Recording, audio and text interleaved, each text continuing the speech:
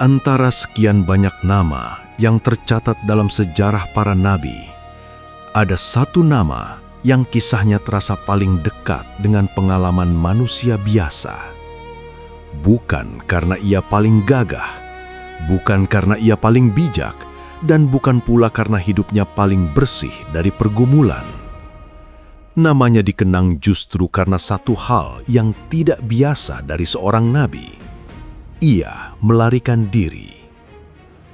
Namanya adalah Yunus bin Amittai. Ia adalah seorang nabi, bukan nabi pemula yang baru belajar mendengar suara Tuhan. Ia sudah mengenal panggilan itu. Ia sudah tahu bagaimana rasanya ketika Tuhan berbicara, bukan dengan suara keras yang menggelegar, tetapi dengan kepastian yang menghunjam ke dalam hati, seperti mata pisau yang tajam.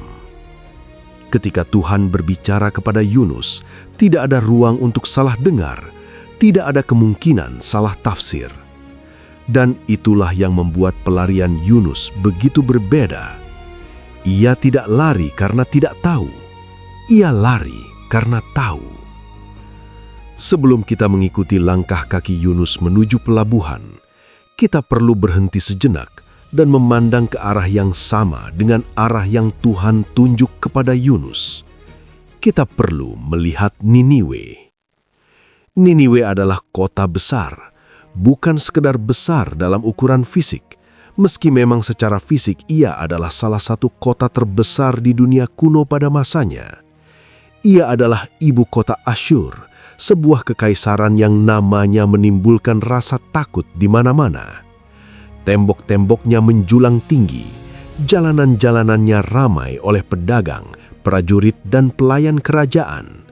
Menara-menaranya berdiri angkuh di bawah langit, seolah kota itu ingin mengumumkan kepada seluruh dunia bahwa kekuatan sejati tidak membutuhkan restu dari siapapun.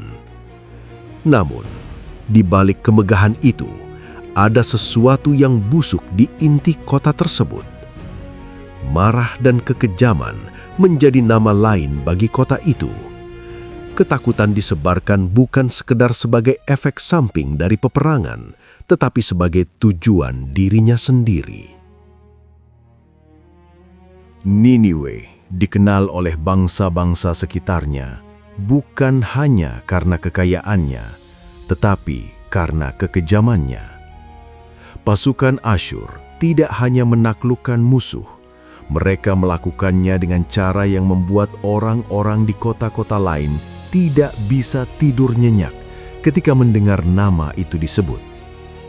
Kekerasan bukan sekadar alat perang bagi mereka. Ia sudah menjadi bagian dari budaya. Di jalan-jalan Niniwe, ketidakadilan bukan pengecualian. Ia adalah norma. Orang-orang lemah diinjak tanpa rasa bersalah. Kekuasaan digunakan untuk menindas, bukan untuk melindungi. Dan dalam semua kekacauan moral itu, tidak ada suara yang berani berdiri dan berkata, "Ini salah." Kejahatan Niniwe telah naik ke hadapan Tuhan. Itu bukan ungkapan puitis semata. Itu adalah pernyataan bahwa ada batas, bahwa Tuhan yang melihat segalanya juga mendengar setiap erangan orang yang diinjak, setiap tangisan yang tertahan, setiap ketidakadilan yang dilakukan tanpa penyesalan. Dan Tuhan memutuskan untuk bertindak. Ketika firman Tuhan datang kepada Yunus, isinya jelas dan langsung. Tidak ada preambel panjang, tidak ada persiapan bertahap. Pergilah ke Niniwe, kota besar itu. Berserulah terhadap mereka, karena kejahatannya telah sampai kepadaku. Kalimat itu sederhana, tujuannya jelas, panggilannya nyata. Namun di dalam dada Yunus, sesuatu mengencang. Yunus bukan tidak kenal Niniwe. Ia tahu betul siapa mereka. Ia tahu apa yang mereka lakukan kepada bangsa-bangsa yang mereka taklukkan. Ia mungkin pernah mendengar cerita tentang orang-orang dari bangsanya sendiri yang menderita di tangan orang-orang Asyur. Niniwe bukan abstraksi baginya. Niniwe adalah wajah konkret dari musuh yang nyata. Dan disitulah masalahnya. Yunus tidak takut pergi ke Niniwe karena nyawanya terancam, meski memang bahaya itu nyata. Yang lebih dalam dari rasa takut itu adalah sesuatu yang lain, sesuatu yang lebih keras untuk diakui. Yunus tidak mau pergi ke Niniwe karena ia tahu Tuhan. Ia tahu bagaimana Tuhan bekerja. Ia tahu bahwa jika ia pergi dan menyerukan pertobatan, dan jika orang-orang Niniwe itu benar-benar bertobat, maka Tuhan akan mengampuni mereka. Dan Yunus tidak menginginkan itu. Di dalam hati Yunus ada sebuah keyakinan yang terasa benar baginya, meski Tuhan nanti akan memperlihatkan betapa sempitnya keyakinan itu. Musuh yang jahat seharusnya dihukum, bukan diselamatkan. Keadilan menuntut pembalasan, bukan pengampunan. Jika Niniwe bertobat dan Tuhan mengampuni, di mana keadilan bagi semua korban yang telah jatuh di tangan mereka? Pikiran itu bukan pikiran yang lahir dari kekosongan. Ia lahir dari perasaan yang sangat manusiawi, marah terhadap ketidakadilan. Namun ia tumbuh ke arah yang salah, ke dalam penolakan terhadap belas kasihan, ke dalam keinginan untuk memonopoli anugerah Tuhan hanya bagi orang-orang yang dianggap layak. Yunus tahu Tuhan penuh belas kasihan dan penyayang, panjang sabar dan berlimpah kasih setia, serta menyesal atas malapetaka yang dirancangkannya. Ia tahu itu, dan itulah yang membuatnya ingin lari. Yunus tidak berdebat dengan Tuhan. Ia tidak mengajukan keberatan secara resmi.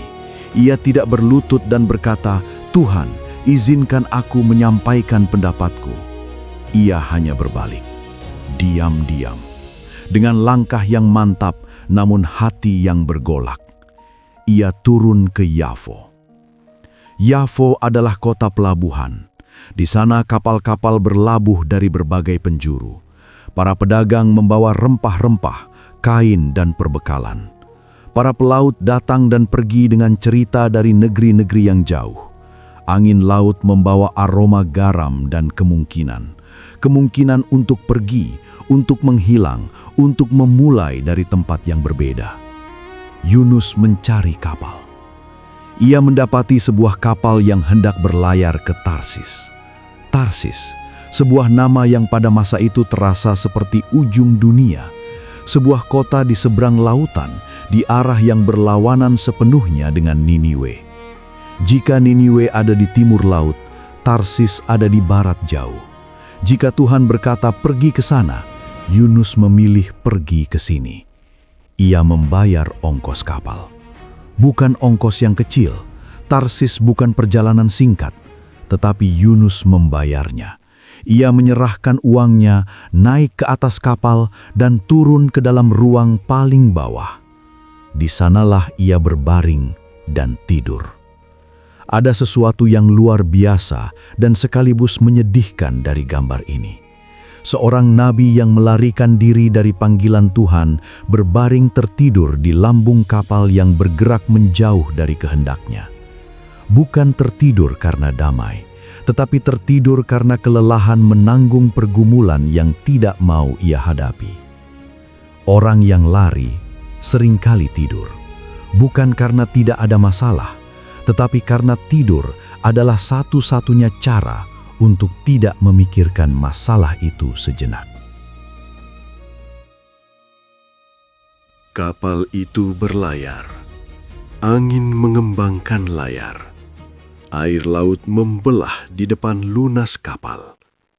Bagi siapapun yang berdiri di atas dek dan menatap cakrawala, perjalanan itu mungkin tampak menjanjikan. Namun, Yunus tidak berdiri di dek. Ia ada di bawah. Dan di suatu titik dalam perjalanan itu, langit berubah. Tidak ada yang bisa menjelaskan dengan pasti kapan tepatnya. Mungkin awan mulai berkumpul perlahan, seperti bayangan yang merayap dari cakrawala. Mungkin angin berubah arah, dari hembusan yang bersahabat menjadi desisan yang mengancam. Namun satu hal yang pasti, ketika badai itu datang, semua orang di atas kapal tahu bahwa ini bukan badai biasa. Tuhan melemparkan angin besar ke laut. Gelombang-gelombang bangkit tinggi. Kapal yang tadinya melaju dengan anggun, kini terombang-ambing seperti serpihan kayu di tengah arus yang ganas. Tiang-tiang berderit, air masuk dari segala celah. Para awak kapal, orang-orang berpengalaman yang telah bertahun-tahun mengarungi laut dan mengenal segala macam cuaca, merasa ngeri. Mereka berseru kepada dewa-dewa mereka, masing-masing berdoa kepada yang ia percaya. Ada yang memanggil nama dewa laut, ada yang berteriak memanggil dewa angin. Namun langit tetap tertutup, gelombang tetap datang, dan kapal itu terus berderit seperti akan hancur. Nahkoda kapal turun ke ruang bawah, dan ia menemukan Yunus masih tidur. "Bagaimana mungkin engkau tidur? Bangunlah, berseru kepada Allahmu. Barangkali Allah itu akan memperhatikan kita, sehingga kita tidak binasa." Kata-kata itu mengguncangkan Yunus lebih dari badai di luar sana. Seorang pelaut kafir, orang yang tidak mengenal Tuhan seperti yang Yunus kenal, menyuruh seorang nabi untuk berdoa. Ada ironi pahit dalam momen itu. Ada cermin yang tiba-tiba dipegang di depan wajah Yunus. Di atas dek, para awak kapal memutuskan untuk membuang undi guna mengetahui siapa yang menjadi penyebab bencana ini. Dalam kebudayaan mereka, bencana besar seperti ini tidak datang tanpa sebab. Ada sesuatu atau seseorang yang membawa kutuk ke atas kapal itu. Undi itu jatuh kepada Yunus. Semua mata tertuju kepadanya. Para awak kapal tidak mengenalnya. Mereka tidak tahu namanya, tidak tahu asal-usulnya, tidak tahu apa yang ia bawa di dalam hatinya. Namun undi tidak berdusta. Mereka bertanya dengan langsung, "Ceritakanlah kepada kami, siapakah engkau? Apa pekerjaanmu? Dari negeri manakah engkau? Dari bangsa apakah engkau?" Yunus menjawab dengan jujur, dengan suara yang mungkin terasa berat di tenggorokannya. "Aku orang Ibrani. Aku takut akan Tuhan, Allah yang empunya langit, yang telah menjadikan lautan dan daratan." Kata-kata itu menggantung di udara. Para awak kapal saling berpandangan. Mereka tahu, sekarang mereka tahu, bahwa orang yang ada di antara mereka bukan sembarang penumpang. Ia adalah orang yang melarikan diri dari Tuhan, yang menjadikan lautan itu sendiri. Rasa takut mereka semakin dalam. Tuhan yang menguasai laut sedang mengirim badai ini, dan penyebabnya ada di kapal mereka. "Apa yang harus kami perbuat kepadamu?" tanya mereka, "supaya laut ini tenang kembali." Dan Yunus menjawab dengan sesuatu yang mengejutkan, dengan sesuatu yang tidak terduga dari seseorang yang baru saja terbukti melarikan diri. "Angkatlah aku, lemparkanlah aku ke dalam laut, maka laut akan tenang dan tidak mengamuk lagi terhadap kamu, sebab aku tahu bahwa karena akulah badai besar ini menimpa kamu." Para awak kapal tidak langsung melakukannya. Meski nyawa mereka terancam, meski badai terus mengamuk, mereka tidak mau dengan mudah melempar seorang manusia ke dalam laut yang menggelora. Mereka mendayung keras, berjuang melawan ombak, mencoba mencapai daratan. Namun laut semakin ganas, gelombang semakin tinggi. Mereka berseru kepada Tuhan, kepada Tuhan Yunus, bukan kepada dewa-dewa mereka sendiri. Ya Tuhan, janganlah kiranya kami binasa karena nyawa orang ini, dan janganlah Engkau tanggungkan kepada kami darah orang yang tidak bersalah, sebab Engkaulah Tuhan, berbuat seperti yang Kau kehendaki. Lalu mereka mengangkat Yunus dan melemparkannya ke dalam laut. Tubuh Yunus menembus permukaan air, dingin yang menghantam seperti pukulan keras. Gelombang menutup di atasnya.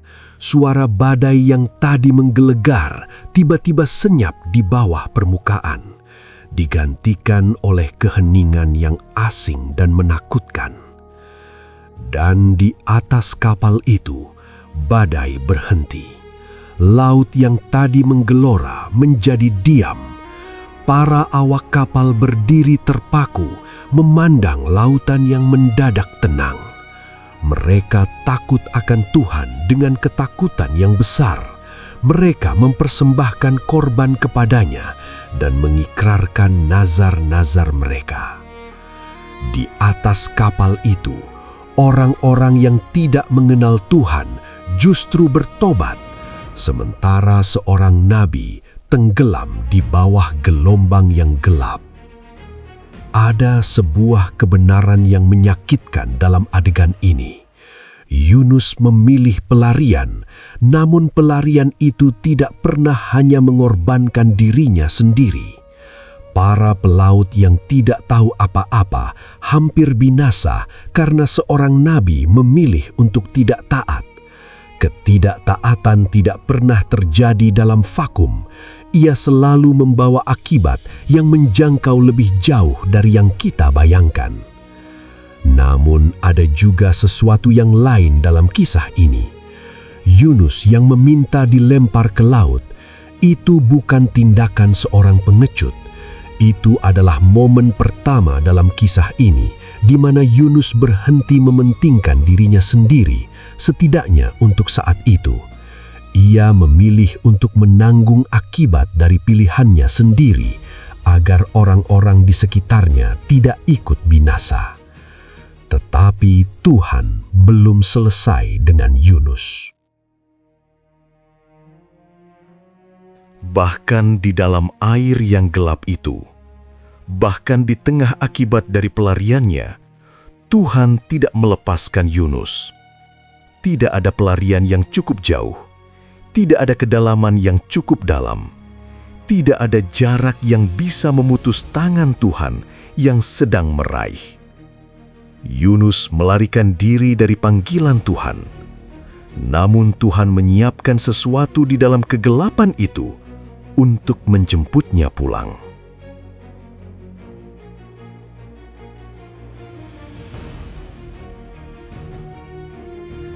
Air adalah dunia yang berbeda. Di atas permukaan ada angin, ada suara, ada cakrawala yang bisa dijangkau oleh pandangan. Ada kapal yang bisa ditumpangi, ada pelabuhan yang bisa dituju, ada arah yang bisa dipilih.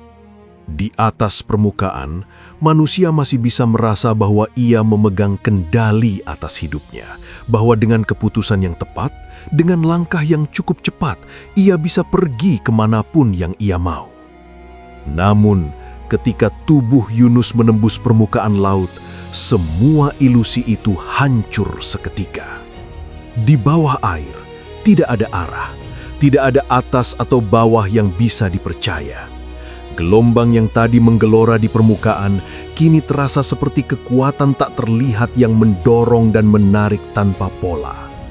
Dingin menghantam setiap inci kulit.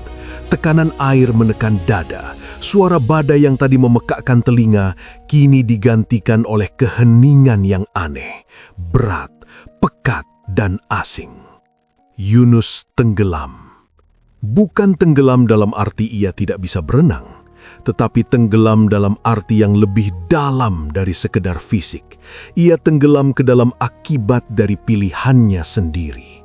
Ia tenggelam ke dalam tempat yang tidak bisa ia hindari lagi, dengan berlari, dengan membayar ongkos kapal, dengan berbaring tidur di lambung perahu. Di sini, di bawah permukaan laut yang gelap, tidak ada kemana lagi untuk pergi. Sebelum kita mengikuti Yunus ke dalam kegelapan itu, ada baiknya kita berhenti sejenak dan memandang kembali ke atas kapal yang kini telah tenang. Badai berhenti. Tepat ketika tubuh Yunus menyentuh air, lautan yang tadi menggelora seperti kehilangan tenaganya seketika. Gelombang-gelombang yang tadi menjulang tinggi perlahan mereda. Angin yang tadi meraung-raung menjadi sunyi, langit yang tadi tertutup awan hitam perlahan membuka dirinya kembali. Para awak kapal berdiri di atas dek dengan nafas terengah-engah. Mereka memandang lautan yang mendadak diam itu dengan campuran kelegaan dan ketakutan yang dalam. Kelegaan karena mereka masih hidup. Ketakutan karena mereka baru saja menyaksikan sesuatu yang tidak bisa dijelaskan oleh nalar mereka. Tuhan yang empunya langit dan lautan telah berbicara melalui badai itu. Dan ketika seorang manusia dilempar ke dalam air, Tuhan yang sama membuat laut itu diam.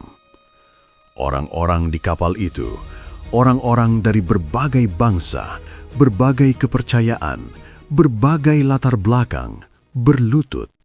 Mereka mempersembahkan korban, mereka mengikrarkan nazar. Sesuatu telah terjadi di dalam hati mereka yang tidak bisa diungkapkan dengan kata-kata yang cukup, tetapi yang mereka tahu dengan pasti adalah ini. Tuhan yang tadi mereka serukan atas saran seorang nabi yang melarikan diri, Tuhan itu nyata. Ada ironi yang dalam dan menyentuh dalam momen ini. Yunus pergi meninggalkan panggilannya untuk memberitakan Tuhan kepada bangsa yang jauh. Namun justru di tengah pelariannya, orang-orang yang belum pernah ia rencanakan untuk dijangkau, para pelaut di kapal itu, mengalami perjumpaan dengan Tuhan. Tuhan yang Yunus coba tinggalkan justru bekerja melalui konsekuensi dari pelarian Yunus itu sendiri. Tuhan tidak pernah kehabisan cara. Namun kita harus kembali ke bawah permukaan, karena di sanalah kisah yang sesungguhnya sedang berlangsung. Yunus tenggelam semakin dalam, airnya gelap, tangannya bergerak, tetapi tubuhnya terus terseret oleh arus yang tidak bisa ia lawan. Rumput laut melilit kepalanya seperti mahkota yang dingin dan licin. Ia turun ke dasar, ke tempat di mana cahaya dari permukaan sudah tidak bisa menjangkau. Dalam kitab yang mencatat kisah ini, Yunus sendiri kemudian menggambarkan pengalaman itu dengan kata-kata yang mengerikan sekaligus puitis. Ia berkata bahwa air mengancam hidupnya sampai ke kedalaman jiwa, bahwa samudra raya mengelilinginya, bahwa kepala berada di antara akar-akar gunung, bahwa pintu-pintu bumi menutup di belakangnya untuk selama-lamanya. Ini bukan sekadar deskripsi fisik, ini adalah deskripsi dari seseorang yang merasakan bahwa ia sudah berada di ambang kematian, di tempat yang di luar jangkauan manusia, di kedalaman yang tidak ada jalan kembalinya. Dan di sanalah, di titik yang paling jauh dari harapan, Tuhan bertindak.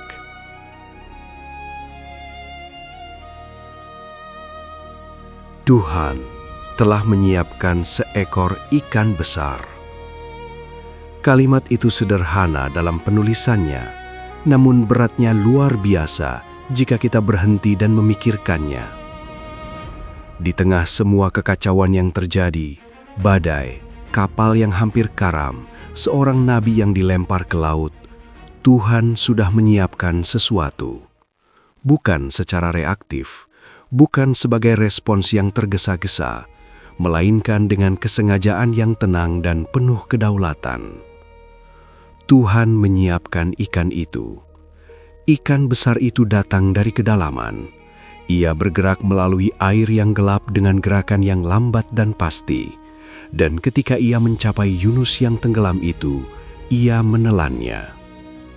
Yunus masuk ke dalam perut ikan. Ini adalah momen yang paling tidak masuk akal dalam kisah ini jika kita membacanya hanya sebagai laporan peristiwa. Namun jika kita membacanya sebagai kisah tentang Tuhan yang tidak menyerah pada manusia yang melarikan diri, momen ini adalah salah satu gambaran belas kasihan yang paling luar biasa dalam seluruh literatur kuno. Tuhan tidak membiarkan Yunus mati tenggelam.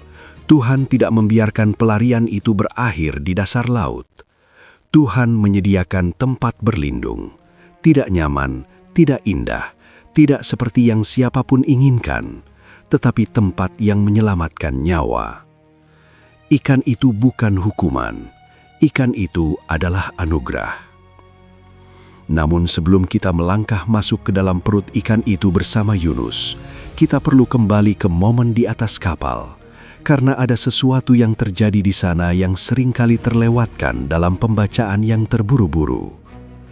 Ketika para awak kapal menanyai Yunus tentang dirinya, dan ketika Yunus mengakui bahwa dialah penyebab badai itu, reaksi pertama para awak bukan kemarahan, bukan hukuman.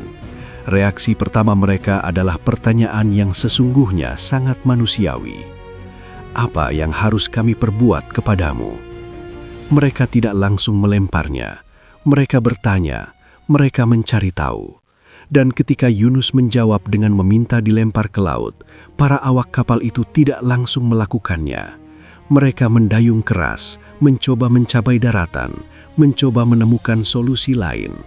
Hanya ketika laut semakin ganas dan tidak ada jalan lain, mereka melakukannya. Dengan doa di bibir mereka, memohon agar Tuhan tidak menghitung darah Yunus sebagai kesalahan mereka. Ada kemanusiaan yang luar biasa dalam tindakan para pelaut asing itu. Orang-orang yang tidak mengenal Tuhan Yunus justru menunjukkan sikap yang lebih penuh pertimbangan daripada yang sering kita bayangkan. Mereka tidak mau mengambil nyawa manusia dengan mudah, meskipun nyawa mereka sendiri yang terancam. Dan ada keberanian yang kompleks dalam tindakan Yunus sendiri. Ketika ia meminta dilempar ke laut, ia tahu apa artinya. Ia tidak memiliki ilusi tentang kemungkinan bertahan hidup di lautan yang menggelora itu. Ia memilih untuk menanggung akibat dari pilihannya sendiri agar orang-orang yang tidak bersalah tidak ikut binasa. Itu bukan tindakan seorang pengecut. Itu adalah percikan kebenaran yang masih hidup di dalam hati seorang nabi yang sedang berjalan di luar kehendak Tuhan. Sekarang kita kembali ke dalam air. Tubuh Yunus ada di dalam perut ikan. Gelap, sempit, lembab dengan cara yang tidak bisa digambarkan dengan kata-kata yang nyaman. Suhu tubuh ikan yang hidup berbeda dari suhu laut di sekitarnya. Suara detak jantung ikan itu mungkin terdengar seperti jenderang yang jauh. Gerakan ikan itu meliuk perlahan di dalam kedalaman laut, membawa Yunus ke arah yang tidak ia pilih. 3 hari, 3 malam. Itu bukan waktu yang sebentar. 3 hari dalam kegelapan total bukan hanya pengalaman fisik, ia adalah pengalaman yang mengupas jiwa lapis demi lapis. Tidak ada pemandangan yang bisa dinikmati, tidak ada percakapan yang bisa dilakukan, tidak ada buku yang bisa dibaca, tidak ada perjalanan yang bisa direncanakan. Hanya kegelapan, hanya keheningan, hanya Yunus dan dirinya sendiri, dan Tuhan. Karena itulah yang sering terjadi ketika semua gangguan telah dilucuti dari kehidupan seseorang. Ketika tidak ada lagi tempat untuk lari, tidak ada lagi kesibukan yang bisa digunakan untuk menghindar dari suara yang paling dalam, barulah percakapan yang sesungguhnya bisa dimulai.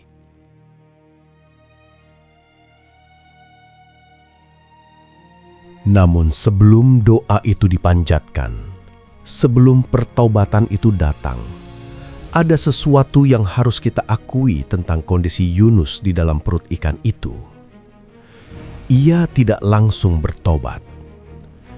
3 hari adalah waktu yang panjang, dan kemungkinan besar bukan sejak jam pertama Yunus langsung bersujud dan berserah. Manusia tidak bekerja seperti itu. Hati yang keras tidak langsung lunak ketika keadaan berubah. Ada proses, ada pergumulan, ada momen-momen di mana kemarahan dan ketakutan dan kekecewaan datang silih berganti sebelum akhirnya ketenangan bisa ditemukan. Mungkin di jam-jam pertama, Yunus hanya terguncang, syok. Tubuhnya berjuang untuk tetap bernapas, pikirannya berjuang untuk memahami apa yang sedang terjadi. Kegelapan di sekelilingnya terasa seperti dinding yang semakin menyempit. Mungkin kemudian datang kemarahan kepada dirinya sendiri, kemarahan kepada situasi yang ia ciptakan. Bahkan mungkin, dan ini yang paling sulit untuk diakui, kemarahan yang masih ia simpan terhadap panggilan yang mengubah hidupnya menjadi seperti ini. Mungkin kemudian datang kesedihan yang sungguh-sungguh, bukan kesedihan yang performatif. Kesedihan karena memilih jalan yang salah. Kesedihan karena para pelaut yang tidak bersalah hampir binasa karena keputusannya. Kesedihan karena seorang nabi yang seharusnya berjalan dalam terang justru tenggelam di dalam kedalaman yang gelap. Dan dari dalam kesedihan itulah doa mulai mengalir. Bukan doa yang dimulai dengan kata-kata yang rapi dan terstruktur. Doa yang lahir dari kedalaman penderitaan jarang dimulai seperti itu. Ia lebih sering dimulai dengan erangan, dengan jeritan yang tidak memiliki kata-kata, dengan tangisan yang datang bukan karena direncanakan, tetapi karena jiwa tidak bisa menahan lagi beban yang terlalu berat untuk ditanggung sendiri. Dari dalam ikan itu, dari dalam kegelapan itu, Yunus berseru kepada Tuhan, dan Tuhan mendengar. Ini adalah inti dari semua yang terjadi di chapter ini. Bukan badai, bukan ikan, bukan kedalaman laut yang mengerikan. Inti dari semuanya adalah ini: Tuhan mendengar. Bahkan ketika seorang nabi berdoa dari dalam perut ikan di dasar laut, suaranya sampai ke telinga Tuhan. Tidak ada kedalaman yang terlalu jauh. Tidak ada kegelapan yang terlalu pekat. Tidak ada kondisi yang terlalu memalukan atau terlalu mustahil bagi Tuhan untuk mendengarkan.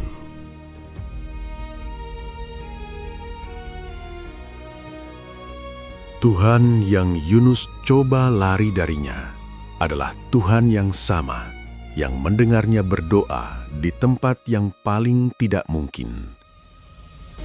Di atas permukaan laut, kapal terus berlayar. Para awak kapal yang baru saja mengalami perjumpaan dengan Tuhan mungkin masih memikirkan apa yang baru saja mereka alami. Langit kembali biru, angin kembali bersahabat, laut kembali tenang. Tidak ada yang tahu bahwa di bawah permukaan yang tenang itu, sebuah percakapan sedang berlangsung.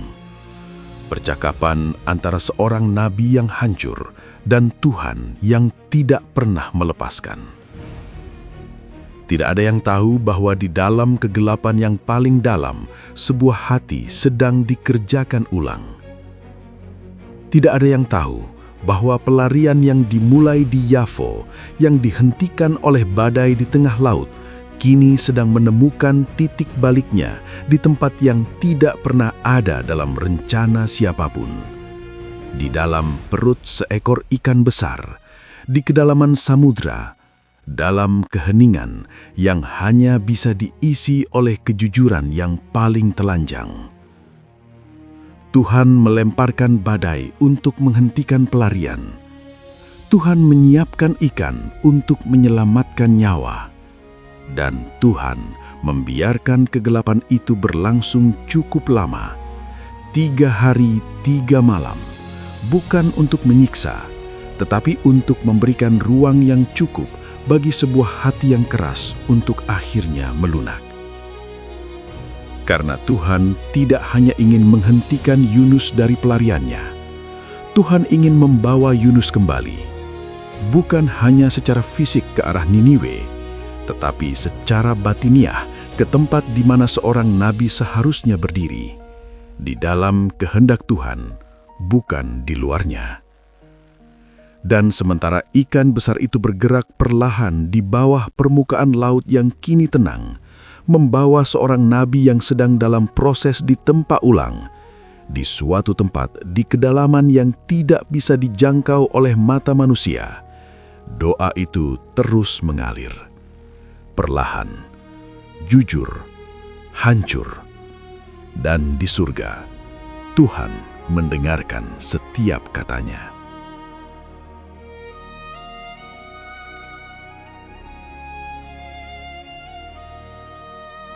Ada tempat-tempat di dunia ini yang tidak pernah direncanakan oleh siapapun untuk menjadi tempat perjumpaan dengan Tuhan. Bukan kuil dengan pilar-pilar megah, bukan bukit yang sunyi dengan pemandangan yang menakjubkan, bukan ruang doa yang tenang dengan cahaya lilin yang berkedip lembut, melainkan tempat-tempat yang gelap, sempit, dan tidak nyaman.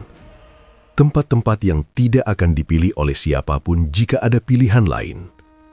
Tempat-tempat yang hanya bisa dicapai melalui jalan yang tidak ingin dilalui oleh siapapun.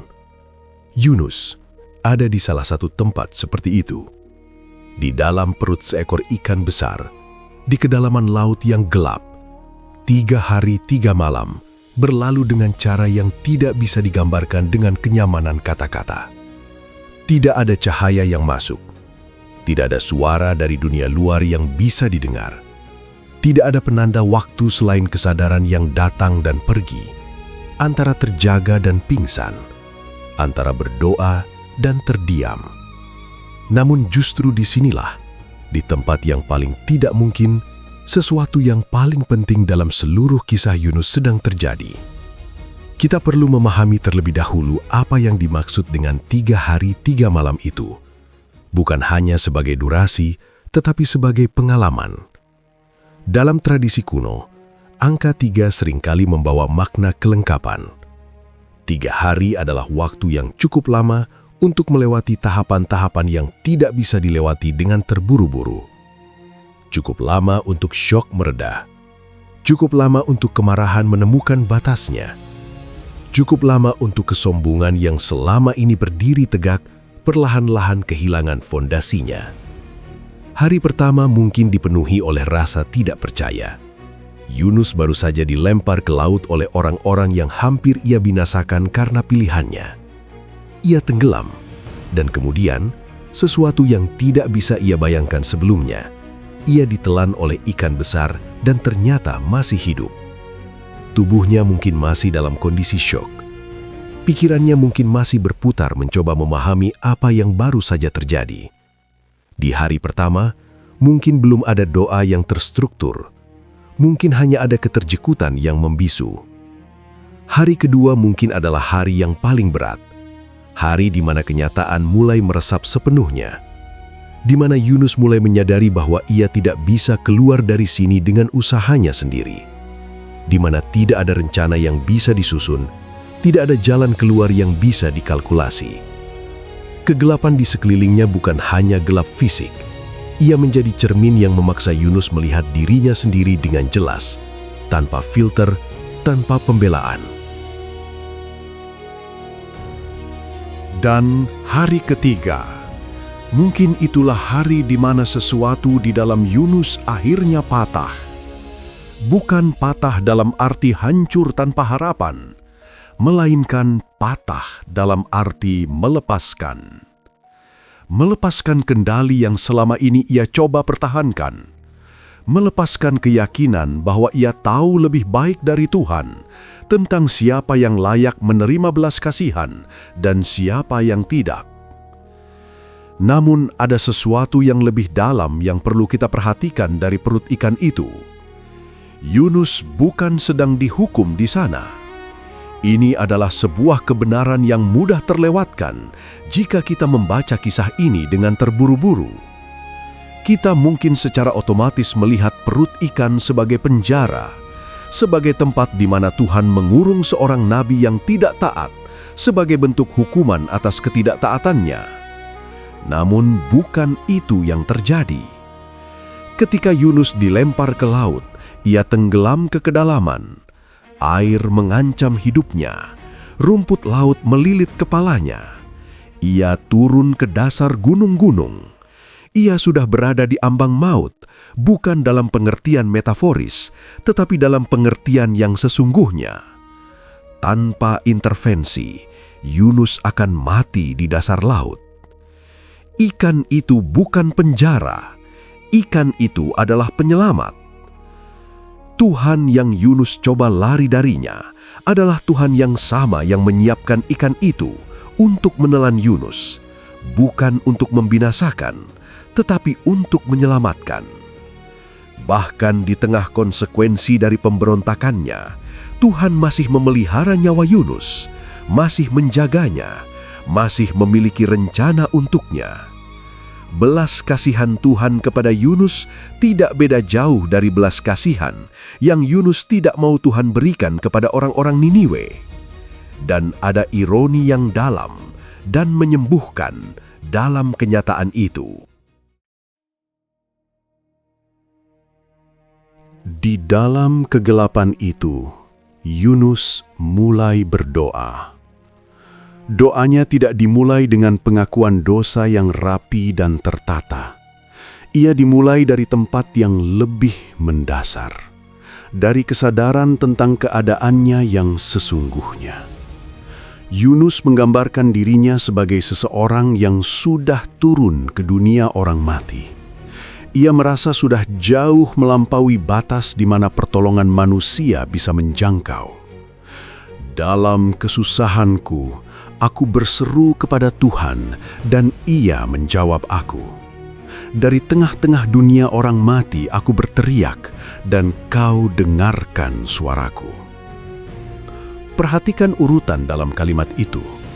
Yunus berseru dan Tuhan menjawab. Bukan sebaliknya. Bukan Tuhan yang pertama kali memulai percakapan di dalam perut ikan itu. Yunus yang membuka mulutnya lebih dulu dan Tuhan yang merespons. Ada sesuatu yang sangat penting dalam urutan itu. Tuhan tidak memaksa. Tuhan tidak menerobos masuk ke dalam hati Yunus tanpa izin. Ia menunggu, ia mendengarkan. Dan ketika Yunus akhirnya berseru dari kedalaman yang paling gelap dengan suara yang mungkin terdengar seperti erangan lebih dari sekedar doa, Tuhan mendengar. Dalam doanya, Yunus menggambarkan pengalamannya dengan gambaran-gambaran yang menghantam keras. Ia berbicara tentang dilemparkan ke tempat yang dalam, ke jantung lautan, sementara arus air berkeliling mengelilinginya dan semua gelombang dan ombak Tuhan bergulung menimpanya. Ia berbicara tentang terusir dari hadapan Tuhan, namun dengan satu tekad yang tidak mau ia lepaskan, bahwa ia akan memandang lagi ke bait-Nya yang kudus. Kalimat itu luar biasa. Di tengah keyakinan bahwa ia mungkin sudah sejauh mungkin dari Tuhan, dibuang ke laut, ditelan ikan, tenggelam di kedalaman, Yunus masih menyimpan satu orientasi, satu arah, satu harapan yang tidak mau ia lepaskan meski segalanya terasa mustahil. Ia ingin melihat Tuhan lagi. Bukan untuk membuktikan dirinya benar, bukan untuk mengajukan keberatan lebih lanjut, bukan untuk berdebat tentang keadilan Tuhan dalam urusan Niniwe, hanya untuk melihat. hanya untuk berada di hadirat-Nya kembali. Disinilah kita mulai melihat perubahan yang sedang terjadi di dalam Yunus. Pelan, tidak dramatis sekaligus, tetapi nyata.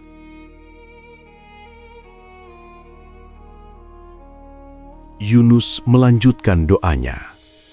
Ia berbicara tentang jiwa yang sudah pingsan dalam dirinya, tentang kelelahan yang sudah melampaui kelelahan fisik, kelelahan jiwa yang sudah tidak memiliki kekuatan untuk berdiri sendiri lagi. Dan pada saat itulah, ketika jiwanya pingsan, ia ingat kepada Tuhan. Ketika jiwaku pingsan di dalam aku, teringatlah aku kepada Tuhan. Ayat itu pendek, tetapi ia mengandung seluruh dinamika pertobatan yang sesungguhnya. Pertobatan seringkali tidak datang pada saat kita kuat. Ia datang pada saat kita tidak memiliki apa-apa lagi untuk dipertahankan.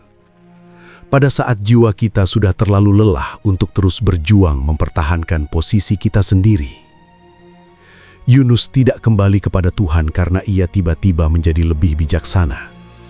Ia kembali karena ia tidak punya pilihan lain, karena semua jalan lain sudah tertutup, karena di kedalaman yang gelap itu tidak ada lagi yang bisa ia andalkan kecuali Tuhan sendiri. Dan Tuhan menerima itu. Tuhan tidak berkata, "Kembali dulu ketika kamu lebih tulus." Tuhan tidak berkata, "Buktikan dulu bahwa kamu sudah benar-benar berubah sebelum aku mendengarkan doamu."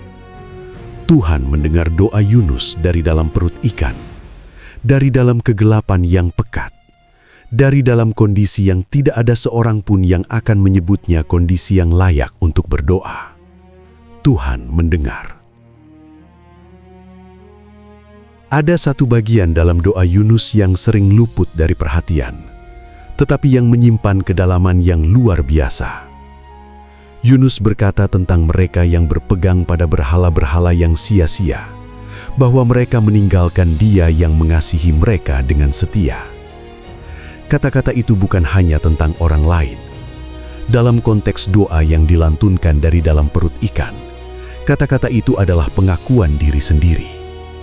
Berhala yang Yunus pegang bukan berhala dari batu atau kayu. Berhala Yunus adalah keyakinannya sendiri tentang siapa yang layak menerima belas kasihan Tuhan. Keyakinannya bahwa ia tahu lebih baik dari Tuhan tentang bagaimana keadilan seharusnya bekerja. Keyakinannya bahwa orang-orang Niniwe tidak layak diselamatkan karena mereka adalah musuh. Itu adalah berhala yang sangat manusiawi dan sangat berbahaya.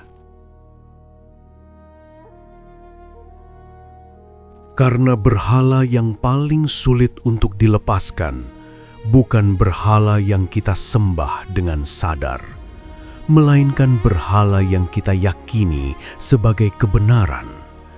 Berhala yang bersembunyi di balik prinsip-prinsip yang terdengar benar, keadilan, kebenaran, kehormatan, integritas.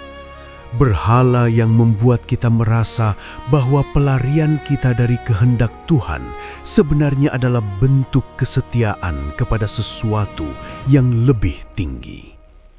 Yunus berpegang pada berhala itu, dan ia hampir mati di dasar laut karenanya. Doanya mencapai titik yang paling jelas ketika ia berkata, "Apa yang telah aku nazarkan akan aku bayar. Keselamatan adalah dari Tuhan." Kalimat terakhir itu, keselamatan adalah dari Tuhan, adalah pengakuan yang jauh lebih besar dari yang terlihat di permukaan. Bukan hanya pengakuan teologis, itu adalah pengakuan personal. Pengakuan bahwa Yunus sendiri di dalam perut ikan ini telah mengalami keselamatan dari Tuhan. Bahwa nyawanya ada bukan karena kekuatannya sendiri, bukan karena kecerdasannya, bukan karena kebenaran posisinya, melainkan semata-mata karena Tuhan memilih untuk menyelamatkannya.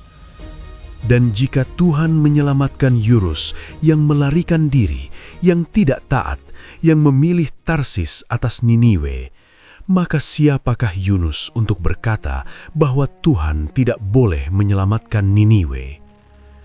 Pertanyaan itu mungkin belum sepenuhnya terjawab di dalam perut ikan itu, tetapi benihnya sudah ditanam. Di dalam kegelapan, di dalam keheningan yang hanya bisa diisi oleh kejujuran yang paling telanjang, Yunus mulai melihat sesuatu yang belum pernah ia lihat sebelumnya tentang dirinya sendiri dan tentang Tuhan.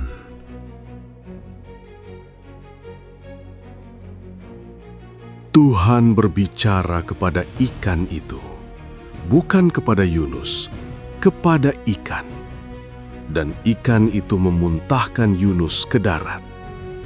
Ada sesuatu yang mengagumkan dalam kalimat yang singkat itu. Tuhan tidak membutuhkan kata-kata yang panjang. Ia tidak membutuhkan negosiasi. Ia berbicara dan ciptaannya merespons. Ikan yang menelan seorang nabi atas perintah Tuhan, kini memuntahkan nabi itu kembali ke darat atas perintah yang sama. Yunus tiba di pantai, bukan di Tarsis yang ia tuju, bukan di pelabuhan Yafo yang ia tinggalkan. Tuhan menentukan di mana Yunus mendarat, dan dari sana perjalanan yang sesungguhnya akan dimulai. Bayangkan momen itu, seorang pria yang keluar dari dalam ikan besar, terdampar di pantai, tubuhnya lemah oleh 3 hari dalam kegelapan. Rambutnya mungkin masih tercampur cairan dari dalam ikan. Matanya belum terbiasa dengan cahaya matahari yang menyilaukan. Ia berbaring di pasir yang hangat, bernafas dengan udara segar, mendengar suara ombak yang jauh berbeda dari suara yang ia dengar di dalam perut ikan. Ia hidup, bukan karena ia layak hidup lebih dari orang lain, bukan karena ia berhasil menyelamatkan dirinya sendiri, tetapi karena Tuhan memilih untuk tidak melepaskannya. 3 hari di dalam perut ikan mengubah Yunus. Namun perubahan itu perlu kita pahami dengan jujur, tidak berlebihan, tidak meromantisasi. Yunus yang keluar dari perut ikan bukan Yunus yang sempurna. Ia bukan nabi yang tiba-tiba bebas dari semua pergumulan batinnya, yang hatinya telah sepenuhnya dibaharui dan selaras dengan hati Tuhan. Kisah selanjutnya yang akan kita ikuti di chapter berikutnya akan membuktikan bahwa pergumulan Yunus belum selesai. Namun ada sesuatu yang berubah. Ada sesuatu yang penting yang terjadi di dalam perut ikan itu. Yunus yang masuk ke dalam ikan adalah Yunus yang melarikan diri. Yunus yang keluar adalah Yunus yang bersedia kembali. Itu mungkin terdengar seperti perubahan yang kecil. Namun antara melarikan diri dan bersedia kembali, ada jurang yang sangat dalam yang hanya bisa diseberangi oleh anugerah Tuhan. Yunus belum sepenuhnya mengerti tentang belas kasihan Tuhan. Ia belum sepenuhnya setuju dengan rencana Tuhan untuk Niniwe. Ia belum bebas dari kemarahan dan prasangkanya terhadap musuhnya. Namun ia bersedia untuk melangkah, bersedia untuk pergi ke arah yang Tuhan tunjuk, bukan ke arah yang ia pilih sendiri. Dan terkadang itulah yang Tuhan minta terlebih dahulu. Bukan kesempurnaan, bukan keselarasan hati yang penuh, tetapi kesediaan. Satu langkah, satu keputusan untuk berhenti lari dan mulai berjalan ke arah yang benar. Di pantai itu, dengan tubuh yang masih lemah dan hati yang masih dalam proses dipulihkan, Yunus berdiri. Firman Tuhan datang kepadanya untuk kedua kalinya. Kata-katanya sama dengan yang pertama. Pergilah ke Niniwe, kota besar itu, dan sampaikanlah kepadanya apa yang kufirmankan. Tidak ada teguran panjang, tidak ada ceramah tentang ketidaktaatan yang sudah lewat, tidak ada daftar panjang tentang apa yang salah dari pilihan Yunus selama ini. Hanya panggilan yang sama diucapkan untuk kedua kalinya. Tuhan memberi Yunus kesempatan kedua. bukan karena Yunus sudah sempurna, bukan karena ia sudah sepenuhnya berubah, tetapi karena Tuhan adalah Tuhan yang tidak menutup pintu hanya karena seseorang pernah berjalan keluar melaluinya. Tuhan adalah Tuhan yang memanggil untuk kedua kali, yang menyiapkan ikan di kedalaman laut bukan untuk menghukum, tetapi untuk mengembalikan. Dan kali ini, Yunus bangkit. Ia tidak berlari ke arah lain. Ia tidak mencari kapal ke Tarsis. Ia tidak mencari alasan baru untuk menolak. Dengan langkah yang mungkin masih goyah, dengan hati yang mungkin masih menyimpan pertanyaan-pertanyaan yang belum terjawab, Yunus berjalan ke arah Niniwe.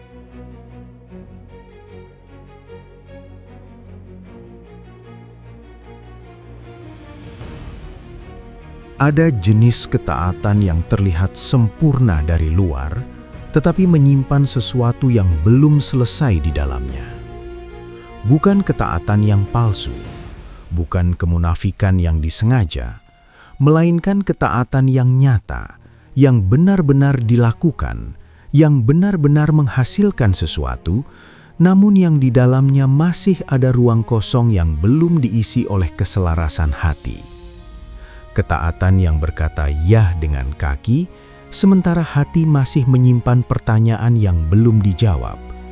Ketaatan yang melangkah maju, namun dengan tangan yang masih mengepal di sisi tubuh. Yunus mengenal jenis ketaatan itu dengan sangat baik. Karena itulah yang ia bawa ketika ia berjalan menuju Niniwe. Niniwe bukan perjalanan singkat. Dari pantai di mana ikan memuntahkannya, Yunus harus berjalan jauh, melewati padang, melewati perbukitan, melewati jalur-jalur yang membawa semakin dekat ke kota yang selama ini menjadi alasan ia melarikan diri. Setiap langkah membawa Yunus lebih dekat ke tempat yang tidak pernah ia inginkan untuk didatangi. Setiap mil yang berlalu adalah mil yang semakin mendekatkannya kepada orang-orang yang ia tidak mau selamatkan. Namun Yunus tetap berjalan. Ada sesuatu yang perlu dihargai dari itu. Setelah semua yang terjadi, pelarian ke Tarsis, badai di laut, 3 hari dalam kegelapan perut ikan, Yunus bangkit dan berjalan ke arah yang benar.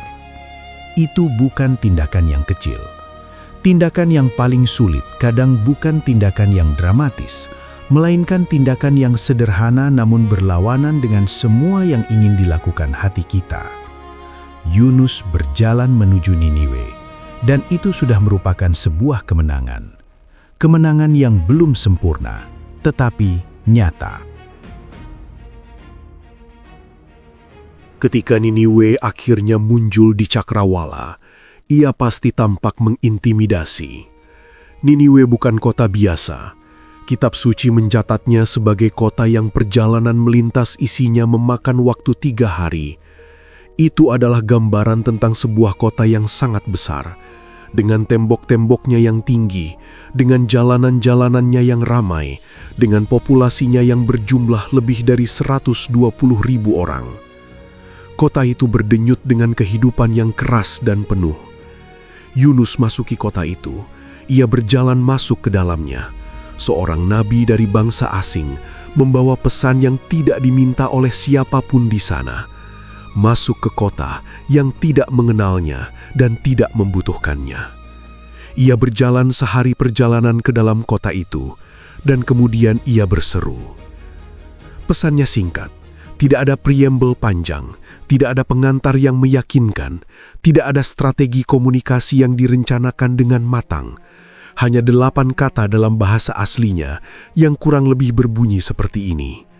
40 hari lagi, maka Niniwe akan ditunggang balikan. Itu saja, tidak lebih, tidak kurang. Ada yang menarik dari singkatnya pesan itu. Kita tidak tahu apakah Yunus sengaja membuatnya singkat karena ia memang tidak ingin mengeluarkan terlalu banyak energi untuk orang-orang yang tidak ia mau selamatkan, atau apakah memang itulah yang Tuhan perintahkan untuk ia sampaikan. Yang pasti, pesan itu keluar dari mulut Yunus, dan sesuatu yang luar biasa terjadi. Niniwe bertobat. Bukan sebagian, bukan segelintir orang yang tergerak, bukan komunitas kecil di pinggiran kota yang kebetulan lebih terbuka terhadap pesan dari luar, melainkan seluruh kota, dari yang terkecil sampai yang terbesar, dari rakyat biasa di jalanan sampai para pembesar di istana. Orang-orang Niniwe percaya kepada Tuhan. Mereka mengumumkan puasa. Mereka mengenakan kain kabung, pakaian perkabungan dan pertobatan. Dari yang terbesar sampai yang terkecil, tanda pertobatan itu menyebar seperti api yang melompat dari satu rumah ke rumah berikutnya. Kabar itu sampai kepada Raja Niniwe.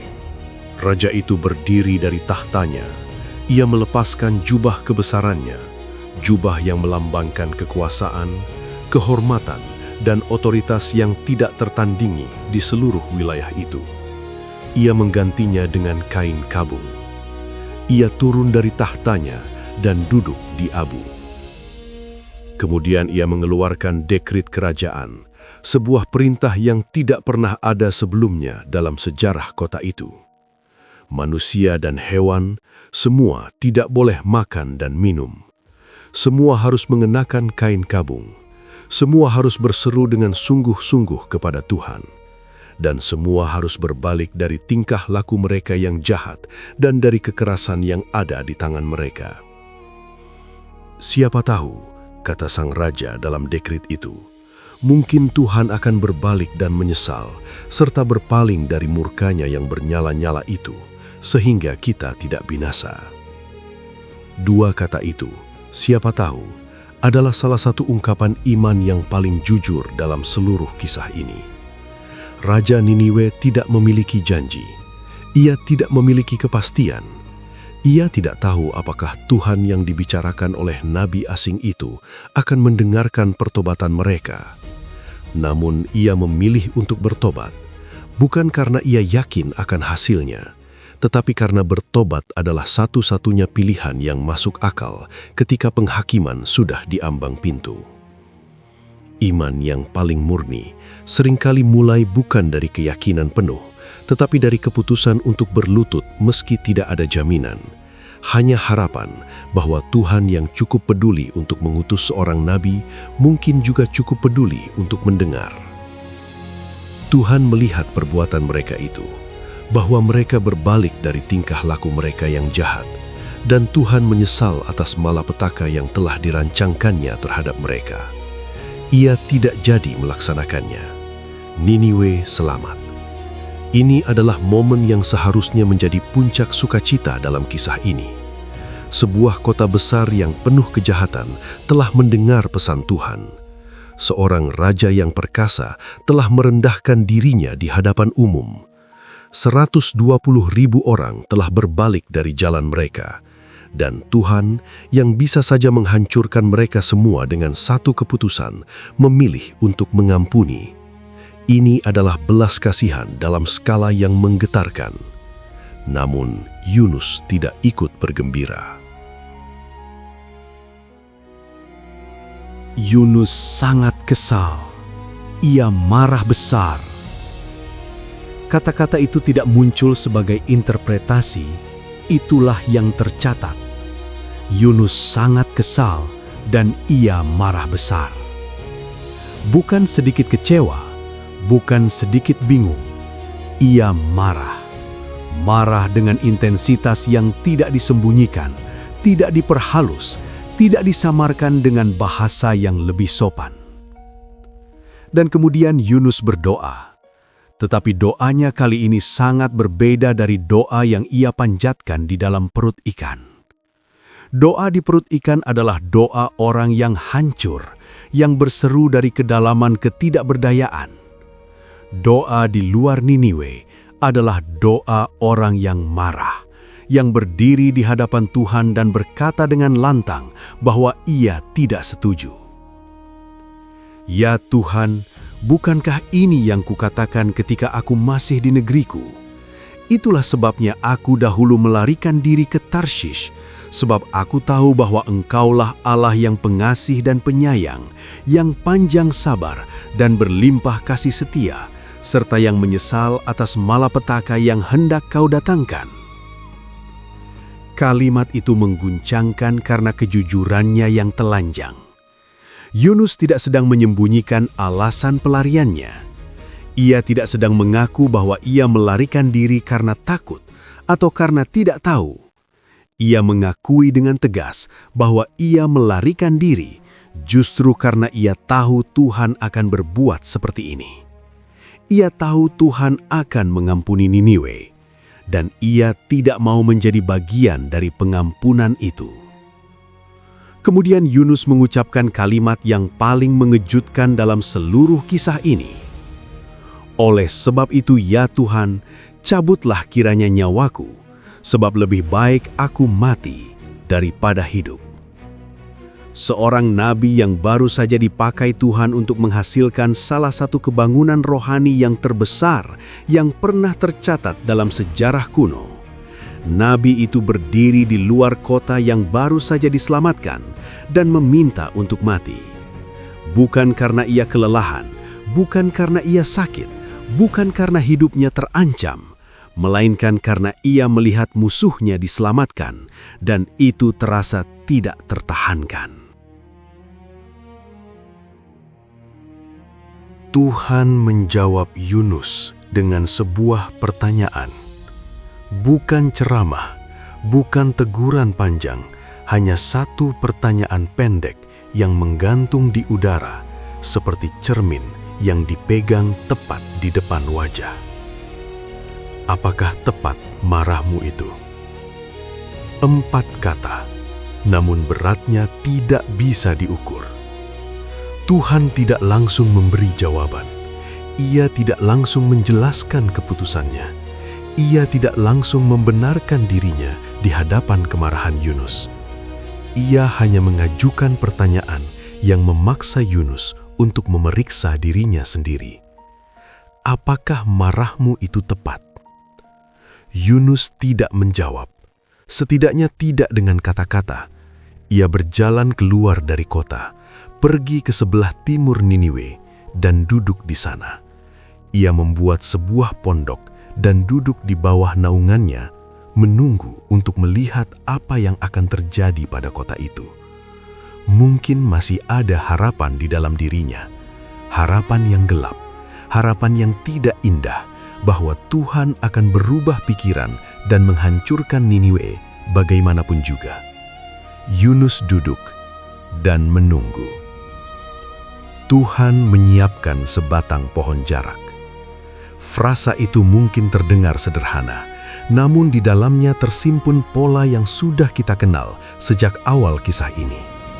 Tuhan menyiapkan badai, Tuhan menyiapkan ikan besar, Tuhan menyiapkan ulat, Tuhan menyiapkan angin timur yang panas.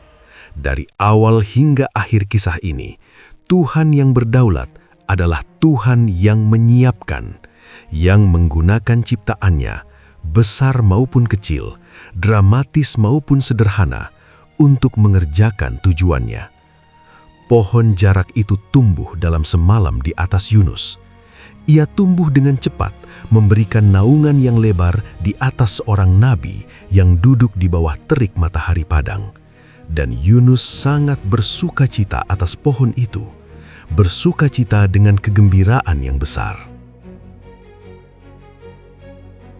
Ada sesuatu yang menggerakkan hati dalam detail kecil ini. Yunus yang tidak mau bersukacita atas keselamatan 120.000 manusia. Yunus itu bersukacita atas sebatang pohon. Kontras itu bukan kebetulan. Tuhan sedang mempersiapkan sebuah pelajaran, dan ia memulainya dari tempat di mana hati Yunus paling mudah terbuka. Dari kenyamanan fisik yang sederhana, dari naungan yang menyejukkan di bawah panasnya hari. Namun keesokan harinya, ketika fajar menyingsing, Tuhan menyiapkan seekor ulat. Ulat itu menggerek pohon jarak itu, dan pohon itu menjadi layu. Ketika matahari terbit, Tuhan menyiapkan angin timur yang panas dan terik. Angin gurun yang kering dan menyengat. Matahari membakar kepala Yunus. Tidak ada lagi naungan. Tidak ada lagi kesejutan. Hanya panas yang memukul tanpa ampun. Dan Yunus kembali meminta untuk mati. "Lebih baik aku mati daripada hidup," katanya lagi. Tuhan bertanya untuk kedua kalinya. Namun kali ini pertanyaannya lebih spesifik. "Apakah tepat marahmu karena pohon jarak itu?" Dan Yunus menjawab, dengan marah yang jujur dan tidak disaring. "Tepat sekali, aku marah sampai mati." Dan disinilah Tuhan mengajarkan pelajaran yang menjadi jantung dari seluruh kisah Yunus. Bukan dengan penghakiman, bukan dengan marah yang membalas marah, melainkan dengan sebuah perbandingan yang begitu sederhana, begitu jelas, sehingga tidak ada ruang untuk salah mengerti. Engkau sayang kepada pohon jarak itu, yang untuknya engkau tidak bersusah payah, dan yang engkau tidak tumbuhkan, yang tumbuh dalam satu malam dan binasa dalam satu malam. Bagaimana tidak aku akan sayang kepada Niniwe, kota yang besar itu, yang berpenduduk lebih dari 120.000 orang, yang semuanya tidak tahu membedakan tangan kanan dari tangan kiri, dengan ternaknya yang banyak. Kalimat itu tidak membutuhkan tambahan apapun. Ia berdiri sendiri dengan kekuatannya yang penuh.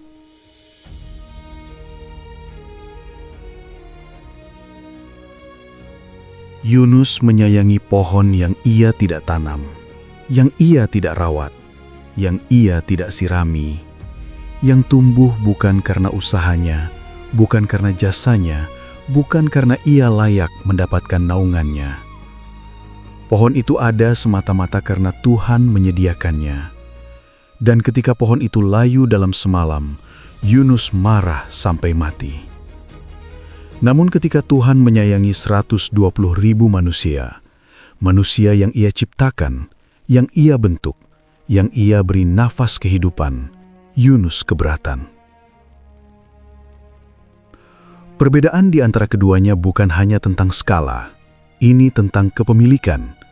Yunus merasa berhak atas naungan pohon itu karena ia yang duduk di bawahnya. Namun ia tidak merasa bahwa manusia-manusia di Niniwe berhak atas belas kasihan Tuhan karena mereka bukan bagian dari kelompok yang ia anggap layak menerimanya. Tuhan membalikan logika itu dengan sangat lembut namun sangat tegas. Jika kamu sayang kepada sesuatu yang kamu tidak ciptakan dan tidak miliki, bagaimana kamu bisa mempertanyakan kasihku kepada mereka yang aku ciptakan dan yang aku miliki? Kisah Yunus berakhir di sini, tidak dengan resolusi yang rapi, tidak dengan gambar Yunus yang tersenyum lega, yang akhirnya mengerti dan menerima keputusan Tuhan dengan hati yang lapang. Kitab Yunus berakhir dengan pertanyaan Tuhan yang menggantung di udara, tanpa jawaban yang tercatat, tanpa keterangan tentang bagaimana Yunus merespons, tanpa epilog yang memberitahu kita apakah nabi itu akhirnya luluh atau tetap dalam kemarahannya. Akhir yang terbuka itu bukan kecelakaan literatur, ia adalah undangan. Karena pertanyaan yang Tuhan ajukan kepada Yunus di padang itu bukan hanya pertanyaan untuk Yunus, ia adalah pertanyaan yang terus bergema melampaui kisah itu, melintas waktu, melintas budaya, melintas setiap hati manusia yang pernah berdiri di tempat yang sama dengan Yunus. Apakah tepat marahmu? Pernahkah kamu marah melihat seseorang yang kamu anggap tidak layak mendapatkan anugerah, ternyata mendapatkannya? Pernahkah kamu merasa bahwa belas kasihan Tuhan seharusnya dibatasi, bahwa ada orang-orang tertentu yang sudah terlalu jauh, terlalu jahat, terlalu bersalah untuk masih layak diselamatkan? Jika iya, maka kamu berdiri di padang yang sama dengan Yunus, di bawah pohon yang sama, dengan kemarahan yang sama. Dan Tuhan mengajukan pertanyaan yang sama. Kisah Yunus adalah kisah yang tidak pernah mengejutkan. Di setiap babaknya ada pembalikan yang tidak terduga. Nabi yang lari, sementara orang-orang kafir di kapal justru berdoa. 3 hari dalam perut ikan, sementara orang-orang di permukaan melanjutkan hidup mereka tanpa tahu bahwa di bawah sana sebuah hati sedang dikerjakan ulang. Pesan 8 kata yang menghasilkan pertobatan sebuah kota besar, dan nabi yang berhasil, yang misi ilahinya berhasil melampaui imajinasi siapapun, yang justru duduk di luar kota dalam kemarahan, lebih memilih kematian daripada menyaksikan musuhnya diselamatkan. Yunus mengajarkan kita banyak hal, namun mungkin pelajaran yang paling penting bukanlah tentang ketidaktaatan atau pertobatan, meskipun keduanya ada di sini dengan jelas. Pelajaran terpenting dari Yunus mungkin adalah tentang batas kasih kita dan tentang betapa jauh kasih Tuhan melampaui batas itu. Kita semua memiliki Niniwe kita sendiri. Kita semua memiliki orang-orang atau kelompok-kelompok yang diam-diam atau bahkan terang-terangan kita merasa tidak layak menerima belas kasih Tuhan. Orang-orang yang sudah terlalu banyak menyakiti, orang-orang yang kejahatannya kita rasa sudah melampaui batas pengampunan, orang-orang yang keselamatannya terasa seperti ketidakadilan bagi kita yang sudah berusaha hidup benar. Dan Tuhan berkata dengan kelembutan yang tidak bisa dibantah, "Bagaimana tidak, aku akan sayang kepada mereka." Yunus akhirnya taat. Ia pergi ke Niniwe. Ia menyampaikan pesan itu. Ia melakukan apa yang Tuhan perintahkan. Namun ketaatan itu belum utuh. Di dalam ketaatan yang ia jalankan, masih ada hati yang belum sepenuhnya selaras dengan hati Tuhan. Masih ada kemarahan yang belum diselesaikan. Masih ada tembok yang berdiri antara apa yang ia lakukan dengan apa yang sesungguhnya Tuhan inginkan dari dia. Bukan hanya langkah kaki yang menuju Niniwe, tetapi hati yang turut bersukacita ketika musuh diselamatkan. Ketaatan yang setengah hati masih lebih baik dari pelarian. Itu perlu diakui. Yunus yang marah namun tetap pergi ke Niniwe lebih dekat kepada kehendak Tuhan daripada Yunus yang tidur di lambung kapal menuju Tarsis. Ada pertumbuhan yang nyata, ada jarak yang sudah ditempuh dari pantai di mana ikan memuntahkannya hingga padang di luar Niniwe. Namun Tuhan tidak berhenti di ketaatan yang setengah hati. Ia tidak puas hanya dengan langkah-langkah yang benar, sementara hati masih mengarah ke tempat yang salah. Ia ingin lebih dari kepatuhan. Ia ingin keselarasan. Ia ingin seorang nabi yang tidak hanya pergi ke Niniwe karena tidak ada pilihan lain, tetapi yang akhirnya bisa berdiri di antara orang-orang yang paling sulit untuk dicintai dan mencintai mereka. Itu adalah perjalanan yang jauh lebih panjang dari perjalanan fisik dari pantai ke Niniwe.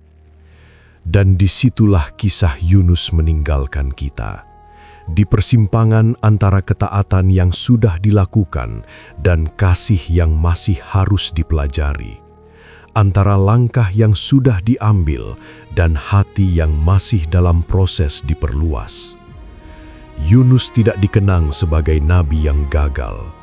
Ia dikenang sebagai nabi yang manusiawi, yang melarikan diri, yang tenggelam, yang bertobat, yang taat, yang marah, yang bergumul, dan yang akhirnya dihadapkan pada pertanyaan terbesar yang pernah Tuhan ajukan kepadanya. Bukan pertanyaan tentang kemampuannya sebagai nabi, bukan pertanyaan tentang keberaniannya atau kebijaksanaannya, melainkan pertanyaan tentang hatinya. Apakah kasihmu sebesar kasihku? Pertanyaan itu tidak menuntut jawaban yang sempurna.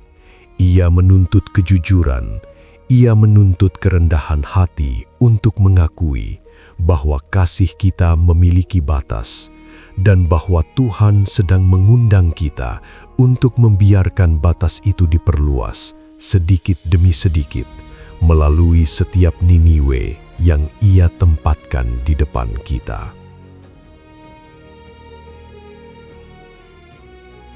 Api pemberontakan telah membakar perjalanan Yunus dari Yafo hingga Tarsis yang tidak pernah dicapai, dari perut ikan hingga padam di luar Niniwe. Namun, yang tersisa dari api itu bukan kehancuran. Yang tersisa adalah seorang manusia yang lebih jujur tentang dirinya sendiri, yang lebih mengenal Tuhan, bukan hanya Tuhan yang memanggil, tetapi Tuhan yang mengejar. Tuhan yang memiliki belas kasihan yang cukup besar untuk Niniwe, ternyata juga memiliki kesabaran yang cukup panjang untuk Yunus. Untuk nabi yang melarikan diri, untuk hati yang setengah hati, untuk semua yang berdiri di padang dengan kemarahan yang belum selesai, menunggu pohon yang sudah layu, bertanya-tanya mengapa Tuhan memilih untuk menyayangi orang-orang yang tidak kita mau sayangi. Tuhan masih mengajukan pertanyaan yang sama, dan pintu masih terbuka.